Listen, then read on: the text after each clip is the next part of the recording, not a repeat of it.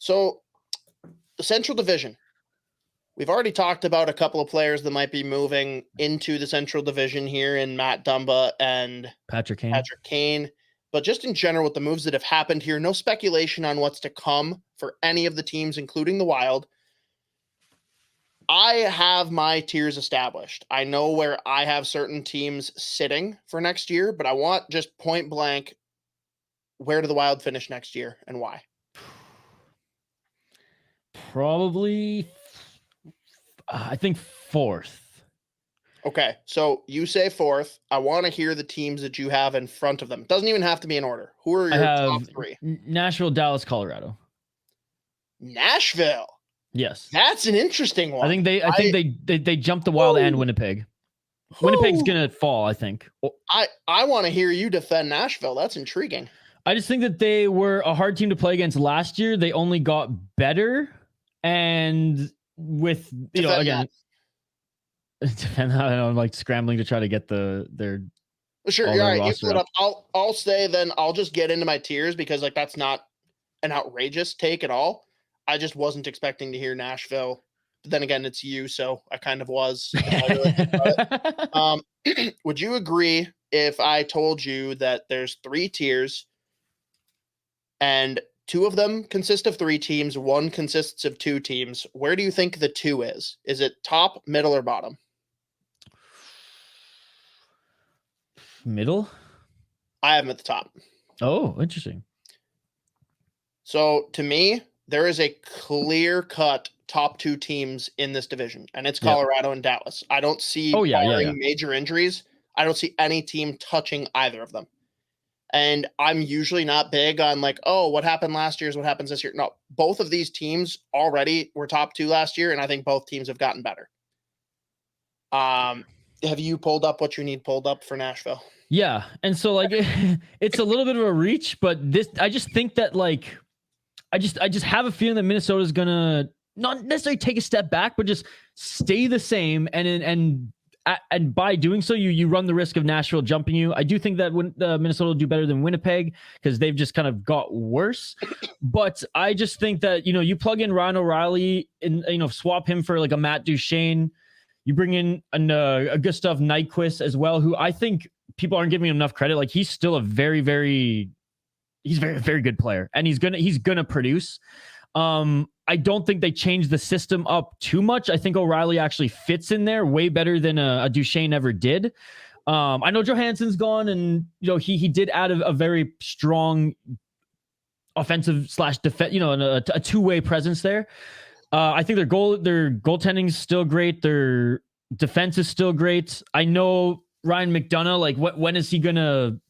When is that decline gonna start? I still think he's a very, very good player. I think their defense is actually solid. Luke Schenn he's just going to help them defensively as well. I think they're just going to be a really hard team to play against, and I think that their additions are just going to help them up their scoring a little bit going into next year. And whether I think them and the Wild are going to be the ones fighting for that 3rd spot, pretty much all season. Okay. I actually I don't take. Okay. I disagree with some of the logic. I actually think on paper they're a worse team. Okay. But I view this a lot as the Minnesota Wild buying out Parise and Suter. It's the whole addition by subtraction argument. I think that they're really focused on the culture, on the locker room, fresh start. They brought in great people. They brought in Ryan O'Reilly, who, barring an unfortunate incident with a Tim Hortons, he's actually the guy you want. I used to make fun of him for that, and I'm not making it because it's a bad, but make fun of the whole Tim Hortons thing. Now, I fucking hate Tim Hortons, so he's my hero. That's great. Again, Luke Schenn, I think he is a great person with experience to have in the locker room. I think he makes your blue line better. Right now, it's looking like they have him slated to play next to Roman Josi. I don't know if he's a top pairing defenseman. I mean, who was his last defensive partner, Hoppy? Quinn Hughes. No, it wasn't. I mean, for most of the season. that wasn't his last defensive partner. He has played with Quinn Hughes for over 80 games. That shit out. Yeah, and how did it go? Vancouver, they were pretty good, right? I mean, Hughes moving Hughes on. was awesome. Hughes was awesome. And top 10 nomination for the Norris 2 years in a row. Not a big deal. Sick. Thanks, Luke Shen. His autograph. But they haven't gotten like notedly worse, right? They've still got the core there of they've got Saros. They've got a solid blue line, regardless of how I feel about where Shen might play. And their forward group isn't the worst. They've got like okay up and coming talent. I really want to see what Tommy Novak can do this year with a further look, actually getting real minutes throughout the season. I'm with you. I think that first line with O'Reilly having Forsberg and Gus Nyquist could be a heck of a lot of fun. Hey, Tyson Barrie, full season with the Predators is probably it's gonna be different, right? Because he came in, late last season, only played how many games? Like 20-some games with them. I think him having a full camp and being able to like learn the systems from the start, I think that's gonna help. Yep. And then the real interesting wrinkle here is obviously they've got who I think is one of the best coaches I've seen in Barry Trotz at the helm as the GM. He seems comfortable with Andrew Brunette, man. Like, we're going to find out. Am I right or wrong? Because I'm very, very, again, I don't think he's a bad coach. I just don't think he is. I think he's way better as an assistant than a head coach. We'll just put it that way. And we're going to find Dean out. Evison? Is he Dean Evison territory, or is Dean Evison like solidified himself as like a head coach? I think Dean Evison is a head coach. I just don't think he's a head coach, as we've seen thus far, that can do it in the postseason. I think regular season, if you're a team that just wants to get in the playoffs with a roster that's either on the fringe or even like below the fringe, I think Dean Evison can get you through a regular season and navigate that. And I think he's a great like player coach. I think that there's a lot of great things he brings. I'm not trying to shit on Dean Evison. I just think when push comes to shove, dude can't make the adjustments. He does not know how to coach playoff hockey, manage the emotions of both himself and his players. I think there's a lot of issues there. And hey, maybe this year is the year he takes a step and he proves me wrong. I hope he does, because I got nothing against Dean. I would love for him to find a way to become the long-term coach. As of right now, I don't see him being that, but we'll see. So my top tier, like any argument, it's Colorado and Dallas, and we really don't need to spend much time on them as of now. No, they're going to be the top two. So you made it clear who you think 3 and 4 are. They are both in my middle tier. Who do you think the other team is that wraps up the middle tier? Because I actually think you might get this one wrong. Chicago? Oh, Jesus, no. I don't know. I was just going.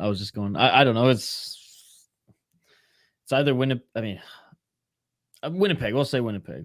Let's see if you think they dropped. No, nope. Okay. They are in my bottom tier. I think St. Louis is a team that you got to be worried about this year.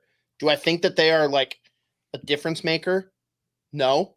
Do I think they could make the playoffs? And do I think they could be better than the Wild? Yes, that's possible.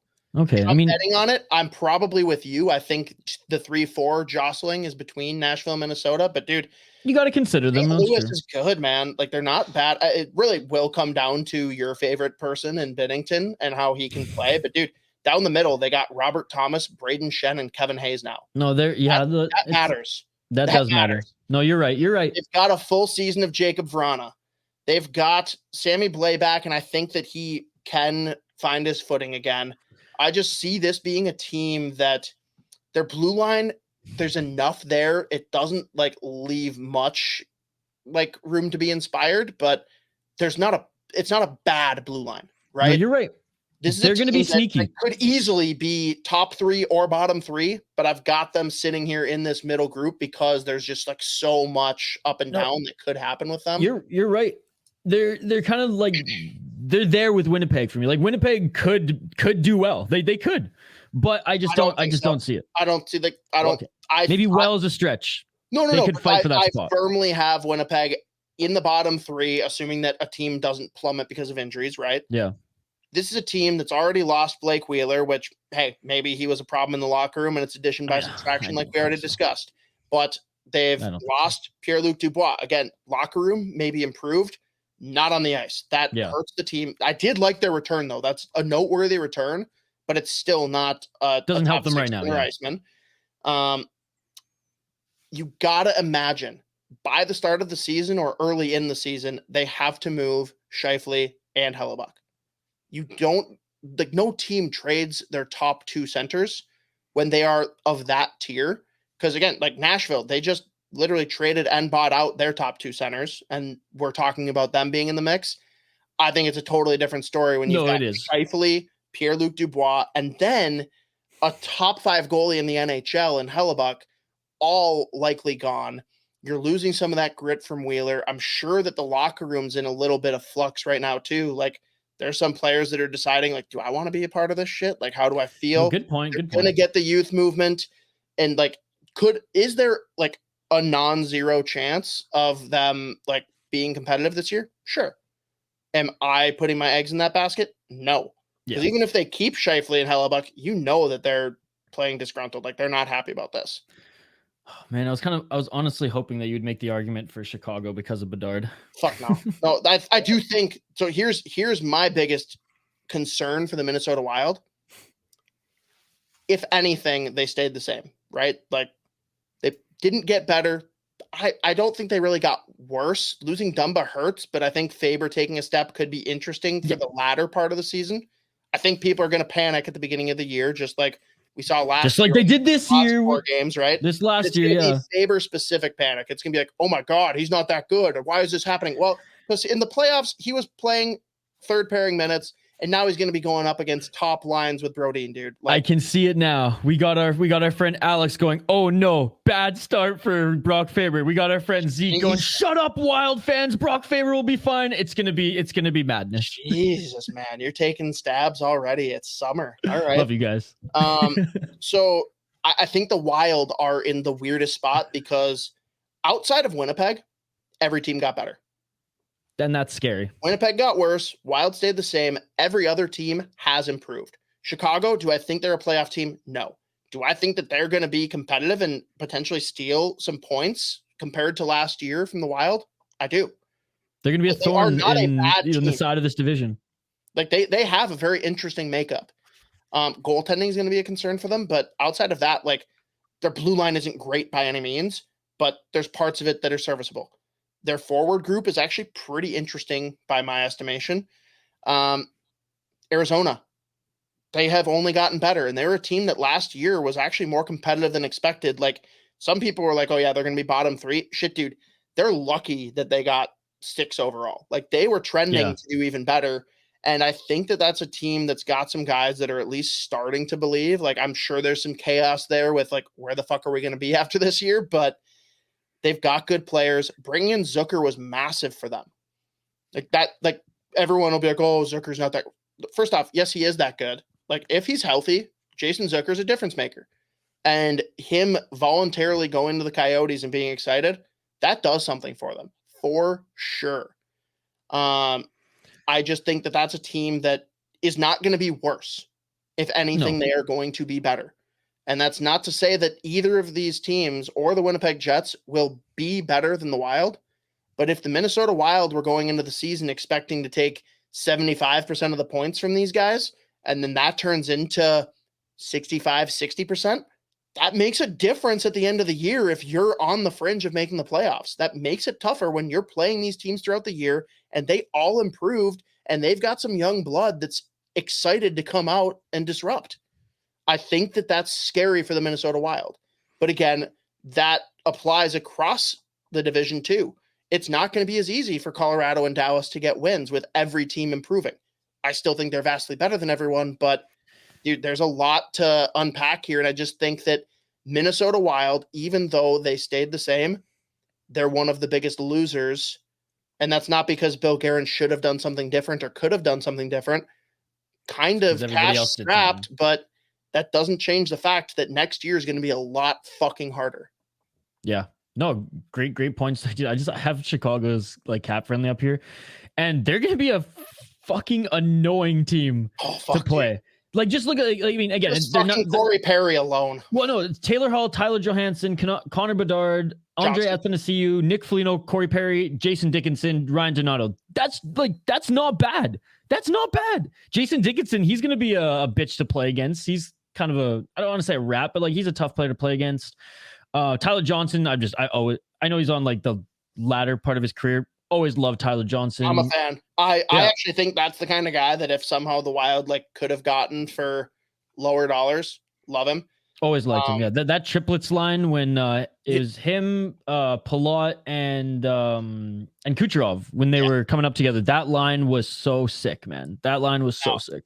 One player though that started his career, I'm almost positive with Chicago. I'm sure someone will comment and tell me I'm dumb and I missed something, but I think an interesting player that I've looked at as a potential guy for the Pittsburgh Penguins, but I think could also be a potential like cheap grab for the Wild if they're looking to shake things up further, which again, I'm outspoken. Don't bring in any forwards unless it's someone that you think is going to be a long-term difference. Let the kids fucking play.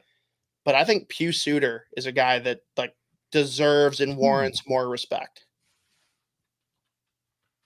No idea who that is. Oh, you don't know how to spell that even, I bet. P-I-U-S. I took a shot in the dark. I actually got it. You don't know who that is? Swiss player. I know he is now. Just right off the top of my head, I was like, who the heck is this guy? Yeah. I like, obviously there's certainly things that could be improved in his game, but like, I think there's a lot of things that kind of go unnoticed. And I think 14 goals last year. 14 goals in 79 games and didn't have a huge role. That's with like limited role too. Yeah. His numbers are actually pretty good for being like a depth guy. His first year or two in Chicago, like he actually looked pretty damn good. Oh, you know what? I'm scared. I'm scared that Toronto dances with Chicago and Nylander goes, "Oh, I like what's cooking here. I'll sign for some big bucks in Chicago." Shut up. I'm scared, dude. I'm scared. I will. Oh my God. I'll break things. And with that note, guys, I hope you enjoyed this episode. No. Doesn't that make like too good a sense though? No, just because what the fuck's going back? That is a good question. I think it's a great fit for Nylander. I don't see how that works for Toronto. I'm more worried. I guess they don't have that many assets. I think the bigger concern is instead of Toronto trading him somewhere, Toronto just says, you know what, fuck it. We're going for it this year. We, on paper, have a better team than last year. And we're just going to ride it out with Nylander and hope that we can win this year, right? We've seen it before with other teams. He signs in Chicago. But then he signs, right? Because if he goes to another team, there's a good chance that they're only trading for him if there's an extension or if it's purely a rental and they're like, yeah, never mind. But I still think there's things that can be worked out there. If he stays with Toronto through and through, hits next summer as a free agent, Chicago is a concern for me, for sure. Yeah. Fuck, dude. Him and Bedard would be so sick, though. God. It's just like, just looking at Chicago's roster, I'm just like, oh, fuck. Like, they can really do whatever they want. Fuck, dude. I don't support it at all, but I also, like, weirdly would have a little spot in the back of my mind that's like, yeah, Willie Nylander deserves to play with a stud like Bedard. And what a legacy for him. Where, as much as this is like, but like, what a legacy! Whole fucking episode, and you had to drop this right at the end, dude. And his teams are Toronto and the Blackhawks. Like for his legacy, like 2 original 6 teams, 2 of the biggest franchises in NHL history. Like what a legacy for him. As much as I hate both those teams to the core, but dude, retires 1 year in Montreal. Or Ehlers find their way to Chicago. I'm gonna be so like broken. Yeah, I don't think Ehlers is going there, so you're probably okay on that front. Anyways,